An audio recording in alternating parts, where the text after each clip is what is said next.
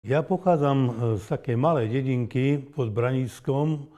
Dedinka sa volá Ovčie, za Uhorska sa volalo Malý Víťaz, čiže Kiš Vitez. Vznikla niekedy na začiatku 14. storočia nášho letopočtu ako pastierská osada.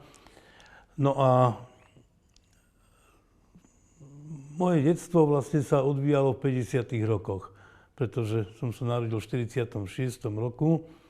V 52. som začal chodiť do základnej školy. Samozrejme, žiadna predškolská príprava vo forme materskej školy neexistovala v tom čase. Ale myslím si, že to prostredie, ktoré vlastne vytváralo možnosť byť v kolektíve, byť formovaný kolektívom, tam bolo a pôsobilo pozitívne. Bola to iba malá obec, asi 500-600 obyvateľov. No a my sme vlastne tam boli jedna rodina.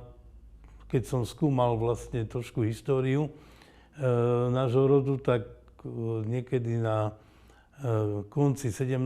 a začiatkom 18. storočia sú spomínaní takí prví známi proste predkovia. To boli proste prarodičia môjho deda. No a táto rodina tam vlastne žila a žije v podstate dodnes, aj keď už viac menej len jedna taká veľmi maličká rodina tam zostala, pretože sme sa porozchádzali proste za prácou a tak. To detstvo, moje detstvo bolo, keď to hodnotím z hľadiska súčasných mojich rokov, veľmi pozitívne a pekné. Dodnes si na ňo rád spomínam, bolo plné hier, vytvárania dobrých takých priateľských vzťahov, ktoré pretrvávajú dodnes, aj keď nebývam už tam dlhé roky. Ale vždy vlastne mám ten pocit, keď prídem, že vlastne som prišiel medzi mojich rovesníkov, som prišiel domov a aj oni ma takto vnímajú. Býval tam môj otec s rodinou a jeho brat. To boli dva také domy uprostred dediny, blízko kostola a oproti základnej škole. To bola jednotriedka. No a myslím si, že to prostredie, aj školské, aj dedinské a vôbec vlastne bolo do tej miery pozitívne, že formovalo vlastne celú našu rodinu. Bola to muzikantská rodina, aj keď samozrejme aj otec a jeho brat vykonávali aj iné činnosti.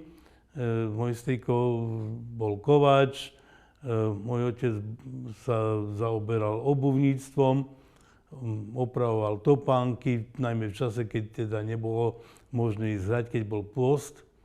No ale žiť bolo treba, takže celkom dobre sa vlastne mu darilo.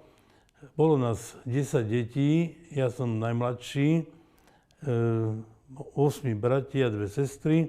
No, dvaja najstarší detský vek takmer neprežili, zomreli, ale ostatní proste do dospelosti vyrastali v tomto prostredí. No dnes vlastne z mojich bratov už nežije nikto, iba ja a moje 2 sestry, takže vlastne rodina sa vlastne zmenšila. No, pokiaľ ide o postavenie našej rodiny v tej obci, bolo veľmi dobré. Spolunažívanie bolo veľmi proste pozitívne, tak ako my sme pristupovali k obci, k dedine, zúčastňovali sa rôznych spoločných aktivít, spoločných proste záujmov a tak aj títo neromskí občania pristupovali k nám. Nebol takmer žiaden rozdiel, pretože vlastne jedni aj druhí mali čo ponúknuť. Naša rodina mala naozaj dobré meno. dodnes ho má aj v susedných dedinách. Vo Víťazi, v Hrabkove a podobne, v Širokom. Čiže vlastne, pretože to bola jedna farnosť a cez náboženstvo a účasť na náboženských aktivitách sa ľudia hodnotili. A aj dodnes sa hodnotia na dedinách. Takže my sme vlastne v tomto smere boli stále zúčastňovaní. Na rozdiel treba od Rómov vo Víťazi, ktorí takýto prístup nemali. No, neboli to Rómovia, ktorí by sa dopúšťali nejakých kriminálnych činov alebo proste drobných krádeží alebo niečo také. Nie. Len neboli natoľko prispôsobiví, aby vlastne tá obec ich vedela prijať. Oni v podstate z tej obce potom aj odišli. Hej. A to isté aj v Hrabkove. Boli trošku izolovaní v tom zmysle, že teda bývali na takom vyvýšenom kopci, ale ináč proste nemali problémy so spolunažívaním, len neboli tak vnímaní pozitívne ako tá naša rodina. To sa nechcem nejako chváliť. No. Je to tak. Pokiaľ ide o vzdelanie, tak predovšetkým moji bratia, aj keď nemali to šťastie, aké som mal ja, pretože žili v inej dobe, ktorá neveľmi proste prijala k tomu, aby sa vzdelávali, napriek tomu boli nadaní a najmä v základnej škole, pretože tuto absolvovali, mali veľmi dobré výsledky, boli vnímaní ako veľmi dobrí žiaci, úspešní, takže aj to vlastne upevňovalo postavenie rodiny. No a moja mama predovšetkým veľmi dbala na to, aby naša rodina sa ničím nelíšila od ostatných neromských rodín, takže nemali sme žiadne problémy. Dokonca podľa toho, ako zo správania viem, pretože ja som sa narodil tesne po vojne, tak ani počas slovenského štátu nemala naša rodina problém, keď vlastne prišlo nariadenie o vysídľovaní Rómov z dedín, tak oproti nám býval starosta tedajší a ten na tej obecnej rade jednoznačne povedal, že teda ja ako starosta tu spolu nažívam roky s obidvoma rodinami a nemali sme žiadne problémy, ja som proti tomu a žiadne vysídlenie sa nekonalo. Takže si myslím, že to má také staré historické pozadie, že aj naši predkovia zrejme takto dobre spolunažívali a začlenili sa proste do toho života. Moje školovanie, ak chcem byť stručný, tak na základnej škole vlastne nás nebolo veľa žiakov. Bola to jedna triedka a vlastne do prvého ročníka sme nastúpili 6 a do 3. sme išli 2, lebo ostatní prepadli. Takže takto sme študovali až po 5. ročník, lebo to bol vtedy prvý stupeň základnej školy. No a potom sme išli do susednej dediny, tam bola plne organizovaná základná škola po 8. ročník. A tam som absolvoval 6. až 8. ročník. No ale v 7. ročníku môj spolužiak z dediny prepadol a tak som vlastne z dediny chodil sám do 8. ročníka. Chcem však povedať, že aj napriek tomu, že to boli dedinské školy, vtedajší učitelia veľmi pozitívne, motivačne na mňa zapôsobili a tam sa vlastne utváralo to nejaké moje rozhodnutie byť učiteľom.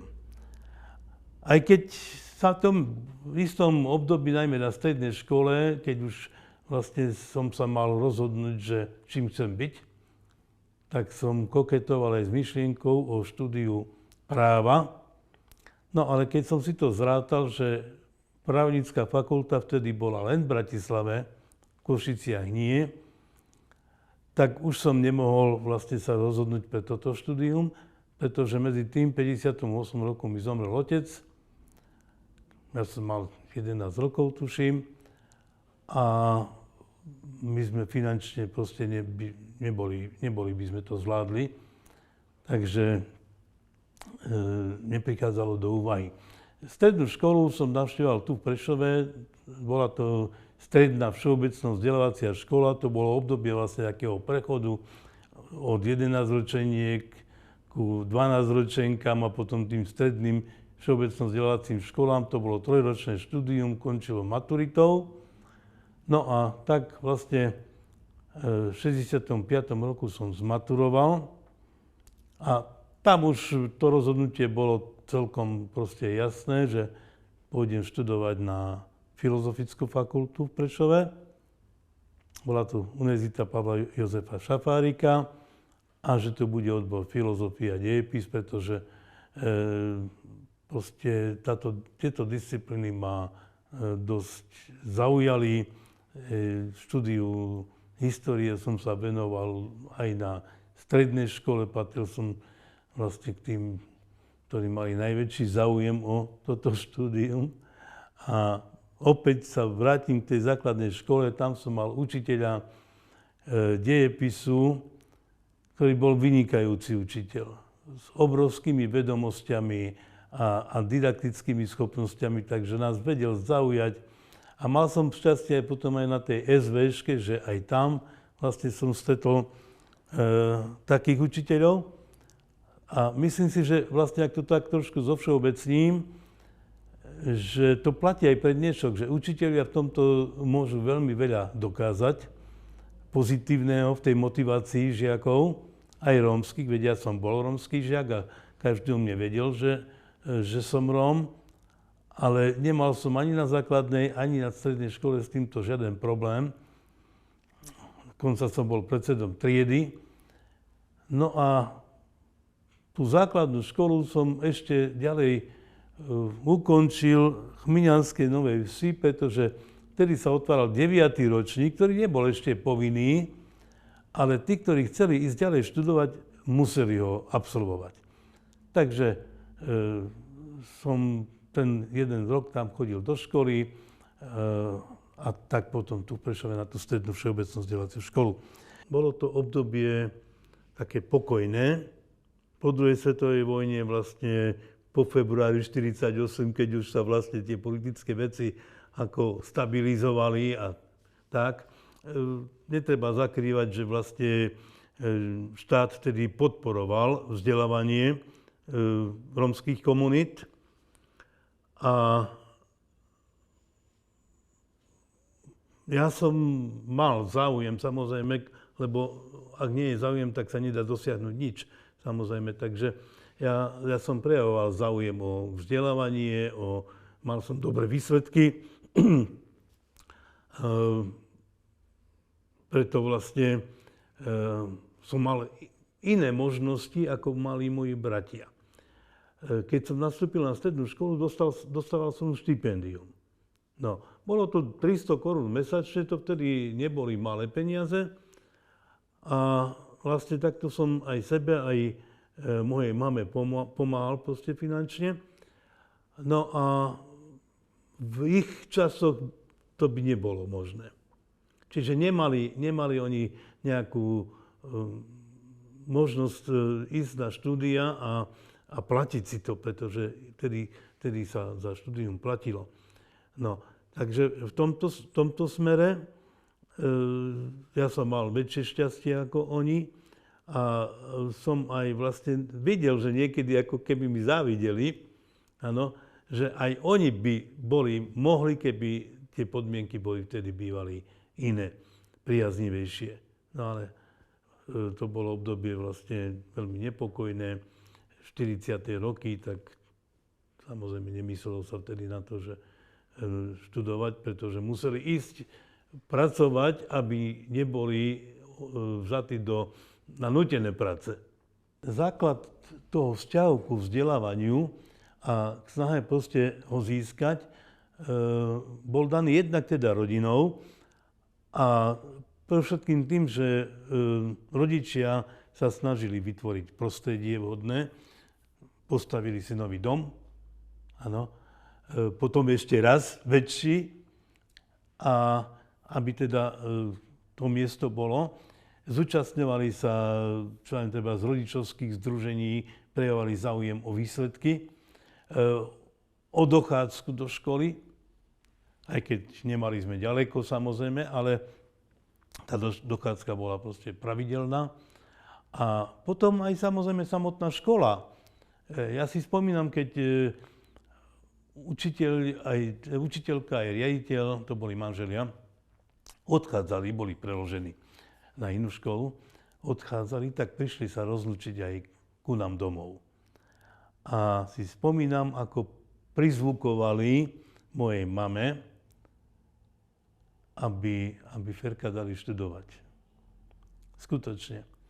A myslím si, že tieto také vzťahy proste aj v tom každodennom živote, ja som nebol pripravený a čosi som nevedel a riaditeľ školy mal s nami vtedy hodinu, tak mi prikázal, to bolo v zime, snehu bolo dosť veľa, dnes sa sankovať nebudeš, budeš sedieť a učiť sa. No samozrejme, že som ho nepočúval a on bol dôsledný. Ja keď som ho videl, tak som samozrejme sa nenechal a som utekal domov, ale on za mnou. A na dvore ma dochytil, a na dvore stála moja mama. Na dvore ma dochytil a mi hovorí, no tak čo som ti povedal? Povedal si mame, čo si dnes nevedel. A ja som stal v pozore, jak šnúra, rešpektujúc proste jeho osobnosť. Takže mal záujem o to, aby som dosahoval dobré výsledky, aby som mal vzťah ku štúdiu, ku vzdelávaniu. Čiže ja tú motiváciu stále zdôrazňujem, aj keď píšem článok nejaký hodný, tak proste škola môže veľa urobiť v tomto smere. A tam, kde rodičia nie sú schopní, alebo nevedia ako na to, tak škola by mala vedieť a nahradzovať vlastne tých rodičov. Moju mamu poznali všetci učitelia na SVŠke, tu v Prešove. Keď som maturoval, ona stala pred školou s 10, lebo si myslela, že som hladný. Hej. A riaditeľ školy ju zbadal, tak išiel ku nej a jej hovorí, že či čaká na mňa. Že hej, hovorí, no nebojte sa, už za chvíľu zmaturuje a príde. Takže oni ju poznali a si ju veľmi vážili práve pretože videli, že ona sa stará, že chce proste, aby som sa vzdelával. No a moja Stužková bola pre ňu vlastne takou celoživotnou spomienkou, zážitkom, obrovským zážitkom, lebo dovtedy nič také nezažila. Až keď bola na mojej Stužkovej, a tam bola samozrejme teda aj prijatá s tými rodičmi a tak, z triedy, lebo ju poznali, takže veľmi často spomínala na toto. Ano. Že aj rodič musí mať proste nejaký taký dobrý pocit z úspešnosti svojho dieťaťa. Prijímacie skúšky na vysokú školu, teda na tú filozofickú fakultu, boli pre mňa dosť ako také ľahké. Boli tam testy, jednak z politického prehľadu, potom taký pohovor z dejepisu, z histórie. To všetko som nejak bez problémov zabsolvoval a bol som prijatý. Bolo nás na prijímacích skúškach, pamätám si, 70 sme boli a 10 mohli byť prijatí. Bol som medzi tými 10, tak vlastne začalo moje vysokoškolské štúdium. No a tu chcem povedať, že vzniklo po prvýkrát, to si pamätám, pán docent, vedúci katedry dejepisu, mal prednášku, sa prechádzal a zbadal ma. Zbadal ma a si všimol, že je to rómsky chlapec, tak prišiel ku mne a sa ma spýtal, či chcem naozaj študovať. No a o niekoľko rokov som písal recenziu na jeho prácu.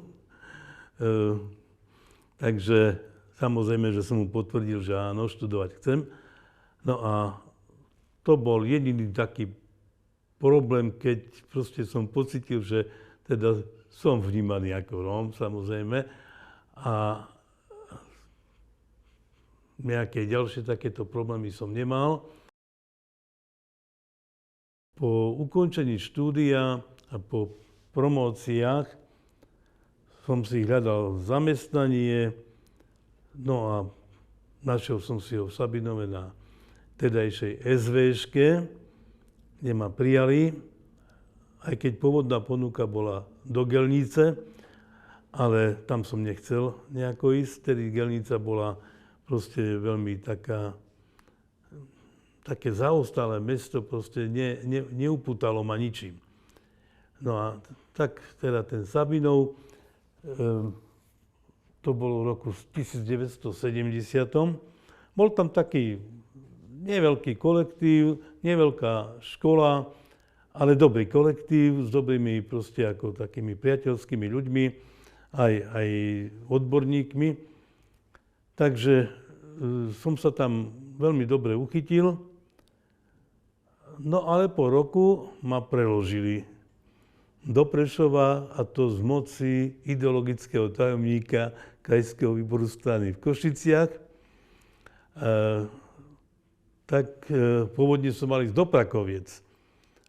No ale to som odmietol pochopiteľne a po rokovaniach na Východoslovenskom krajskom národnom výbore s predsedom a podpredsedom profesorom Baranom, on bol aj rektor univerzity, tak tedy rozhodli tak šalamúnsky, že nebude ani v Sabinove, ani v Prakovciach, ale v Prešove. No, tak som pôsobil na tom dolnom gymnáziu, teda v Prešove, a medzi tým sa udiali v Sabinove personálne zmeny, pretože po 68. roku boli previerky a tak, a ten dovtedajší riaditeľ sa mu vyčítalo, že bol pol roka v Spojených štátoch a že tam ako riaditeľ socialistickej školy pracoval ako umývač riadu v reštaurácii, tak proste ho uvoľnili z funkcie. Novým riaditeľom sa stal zástupca jeho bývalý. No a ten si prišiel pre mňa naspäť, aby som sa vrátil. No a tak sa aj stalo a tam som učil potom do roku 2004. Prešiel som v podstate všetkými takými tými školskými funkciami. Bol som triedny učiteľ hneď od samého začiatku. Moja prvá trieda mala 42 žiakov, ale po pol roku to kleslo na 36. Bol som teda triednym takmer permanentne. Bol som predsedom predmetovej komisie spoločenskovedných predmetov. Potom jedine som nebol zástupcom riaditeľa a tým som ani nechcel byť. No a po tých premenách po roku 89. vlastne sa to začalo proste personálne meniť. Riaditeľka, ktorá dovtedy pôsobila, bola nútená z funkcie samozrejme odísť. Aj zástupca sám sa vzdal funkcie, no a prišlo nové vedenie, to boli opäť kolegovia, ktorí sa ujali teda vedenia školy. V 97. roku sa uvoľnilo miesto riaditeľa a bol konkurs. Prihlásili sa od nás asi traja kolegovia, ale ja som sa nehlásil. Jeden z kolegov však prišiel za mnou do môjho kabinetu a mi hovorí, no a ty sa čo, bojíš ísť do konkurzu? Tak to ma trošku aj nahnevalo, aj nakoplo. A som si povedal, no však nemám čo stratiť. No, ak neprejdem, tak zostanem ďalej, budem učiť ako doteraz. No a tak bol konkurs, výberové konanie v krajskom výbore, na krajskom úrade, to už nebol výbor, to bol úrad. No a boli sme 8 uchádzači, teda boli aj zvonku, samozrejme. No a ten konkurs som vyhral, takže som sa stal riaditeľom. s tým, že mal som istú obavu, aké budú reakcie, keď pre všetkým Sabinovčania sa dozvedia, že kto sa stal riaditeľom gymnázia v ich meste. Aj keď samozrejme za tie roky, lebo už som medzi tým 27 rokov tam odučil. Ne? Takže mnohí ma poznali a tak. Ale napriek tomu som túto obavu mal.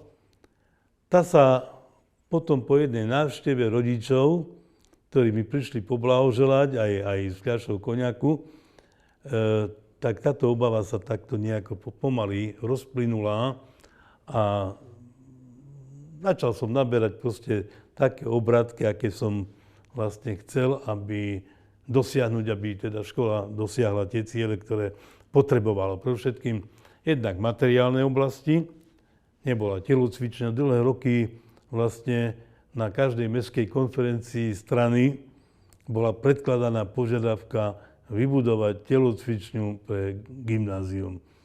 Za každým bola zmietnutá zo stola. No a raz za mnou prišiel predseda Vúcky, doktor Chudík, a takto sme sedeli v riaditeľni a sme analyzovali situáciu. Bol to bývalý študent gymnázia v Sabinove. A keď som povedal teda, že počet žiakov nám narastá, lebo naozaj narastal, už bolo cez 500, bolo 8-ročné gymnázium, ako druhé vo východoslovenskom kraji vtedajšom, tak on vtedy povedal, vieš čo, tak poďme stávať. No a to bola pre mňa naozaj taká veľmi radostná chvíľa, pretože som si v tom momente uvedomil, koľko rokov sme sa usilovali o to, aby sa to presadilo. A teraz v krátkom rozhovore sa to proste dosiahlo. No a tak sme postavili športovú halu, dali sme to nejak tak do kopy s mestom, ale ja som presadil, že správcom bude gymnázium. Aby teda gymnázium malo svoj stánok pre rozvoj športu, telesnej výchovy a tak. Takže toto som dosiahol. Rovnako za môjho riaditeľovania sa presadila prístavba ku budove gymnázia 8-triedna, pretože tam som chcel umiestniť 8-ročné gymnázium. No a napriek všelijakým prekážkam, najmä zo strany Mestského úradu, lebo títo sa zase pridali na stranu základnej školy, tak chcela celý ten objekt zobrať, tak sa mi podarilo presadiť, že tá časť, o ktorú sme mali záujem my, a ktorá bola bezprostredne spätá s budovou gymnázia, bola vlastne daná nám do užívania, do správy a tak. Čiže vlastne kompletne bola škola dobudovaná. No, samozrejme, že to vyžadovalo veľa práce a angažovania sa, veľa kontaktov, ale bolo to obdobie, keď sa to vlastne ako všetko dalo a darilo. No a potom prišiel infarkt. 2. decembra v roku 2003, deň po návšteve predsedu Vúcky, bolo v období pred Vianocami teda, keď sa ma pýtal, či mám dosť peňazí na odmeny pre učiteľov, no a ešte nám pridal, takže proste sme začali modernizovať zariadenie, pomôcky a podobné veci.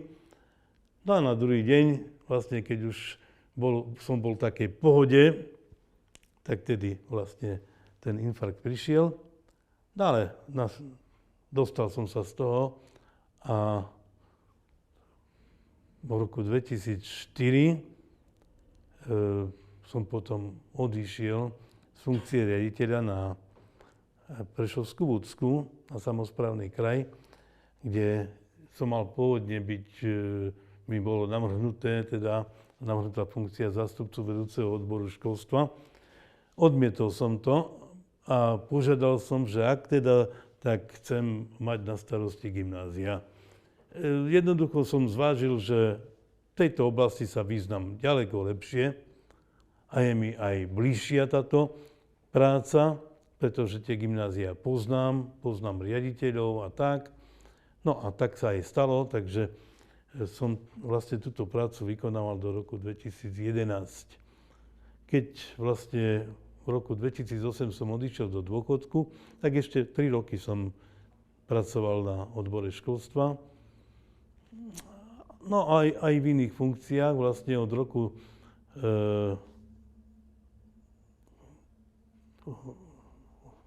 2005, tak, som bol predsedom Rady expertov pri ministerstve školstva pre výchovu a vzdelávanie Rómov a som bol aj v poradnom tíme ministra školstva pre stredné školy. Tak v tejto oblasti som sa dostatočne venoval až vlastne do nášho neoficiálneho rozpustenia, pretože dodnes nikto nám neoznámil ani ústne, ani písomne, že už neexistujeme. Tá rada expertov stále ako oficiálne existuje, aj keď sa už neskáza. Hej. No. Spolupracoval som samozrejme aj s metodickým centrom v Prešove, robil som dokonca externého metodika. Asi 6 rokov som učil na pedagogickej fakulte externe na katedre pedagogiky. No a bol som aj predsedom predmetovej komisie romistiky pri štátnom pedagogickom ústave v Bratislave. To bolo na začiatku 90. rokov. Takže taká je tá moja pedagogická história učiteľa a proste keď som nastúpil na odbor školstva, tak strašne mi začala chýbať škola, ani nie funkcia riaditeľa, ale proste tá atmosféra školy, ten život školy, to mi veľmi chýbalo. A tak pol roka trvalo, pokiaľ som sa nejak aklimatizoval na tie nové pomery. Mal som spočiatku taký pocit, že som niekde odložený v archíve, kde ma už nikto nepotrebuje. Áno. Ale vlastne potom pol roku sa mi ozvali z redakcie Management školy v praxi, čo ma veľmi prekvapilo, lebo som nikdy nemal s nimi nejaký kontakt. No a chceli, aby som vlastne písal pre nich články z oblasti pedagogiky, strednej školy a vôbec teda z oblasti vzdelávania. Tak dodnes v tejto práci pokračujem, áno, lebo ma to baví. No a potom v roku 2011, keď sa pripravoval ten národný projekt pre marginalizované rómske komunity, tak ma oslovil vtedajší riaditeľ MPCčka v Prešove, doktor Pavlov, dnes už docent. A tak som nastúpil do tohto projektu v pozícii regionálneho manažéra pre publicitu a potom aj takého garanta osvetovej práce s rodičmi rómskych žiakov. V tejto práci ešte dodnes pokračujem, prakticky skončí v júni tohto roku. A vlastne to mi dalo ďalšie také skúsenosti, aj pozitívne, aj negatívne, pravda, s prácou s rómskymi rodičmi a čo vlastne to obnáša. Takže pravdepodobne toto je už moja labutia pieseň.